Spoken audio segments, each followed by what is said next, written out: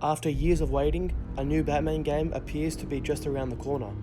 WB Montreal have been teasing it for months, so I thought it would be no better time to reflect on how influential and surprising Batman Arkham Asylum was when it released. Without it, the third-person action genre would not be where it is today. But before we talk about that, let's go all the way back to 2007. The fat PS3 was just starting to find its footing, but no one really knew what to do with third-person combat yet. Besides more arcadey titles like Ratchet and Clank, it was typically very bland. Even massive franchises of today struggled with their early titles. Assassin's Creed and Uncharted's melee combat was basic and boring. They weren't really about melee combat anyway, and more about stealth and shooting respectively. 2008 came around and even the most critically acclaimed games had limited, if any, melee combat. Shooters and RPGs dominated this period. A year later in 2009, nobody really knew what was coming. Rocksteady Games were a relatively unknown developer at this point. All they had released was Urban Chaos, a first-person PS2 title where you control riots. Then, out of nowhere, Batman Arkham Asylum launched to absolutely massive critical acclaim, probably only bested that year by Uncharted 2, with all of the reviews praising the game's story and action. Even then, I doubt they had any idea of how truly genre-shifting it would be. There really was nothing like Arkham Asylum at the time.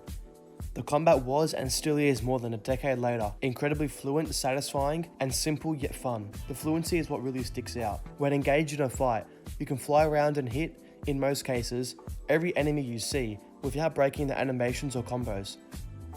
This was a far cry from the other action games I mentioned, where melee combat was usually an afterthought for the developer and a last resort for the player, who usually would only engage in melee combat if all else failed.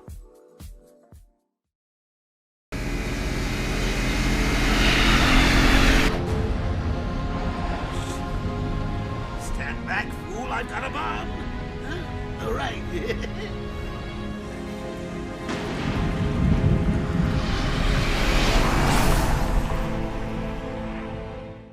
But the combat wasn't the only thing that Asylum massively popularized.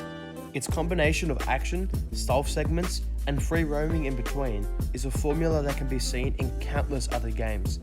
Games like Spider-Man, Shadow of Mordor, Mad Max, Tomb Raider, and Watch Dogs 2 all have elements of Arkham Asylum sprinkled throughout.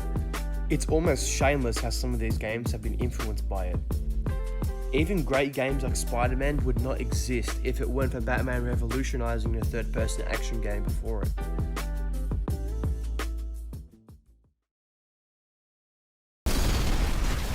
And Gotham would be ours.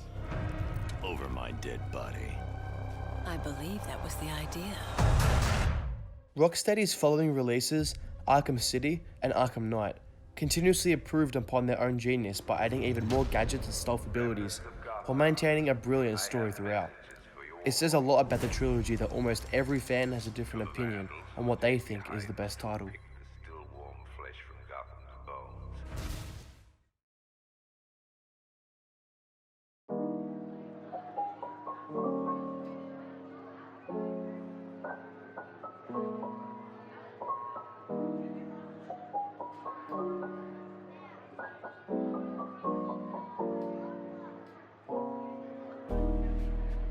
We owe a lot to Arkham Asylum, a near-perfect game that came out of nowhere, but subsequently changed the video game landscape forever.